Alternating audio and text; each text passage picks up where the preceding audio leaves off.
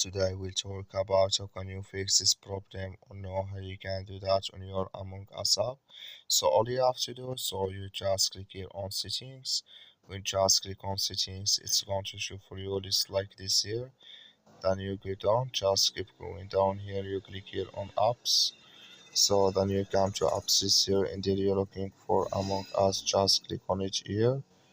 So or just click here on search. Then here at Among Us, it's going to show for you like this. Click on it here. Then it's going to take you to this is here. Click on for stop. So then you click here on OK. Then you go down, just click on storage. Come to storage is here. Just click on clear cache. Then all you have to do, so you just restart your phone, install it again. Then it's going to work with you. That's all you have to do. Thank you for watching. Don't forget to support us by like and subscribe.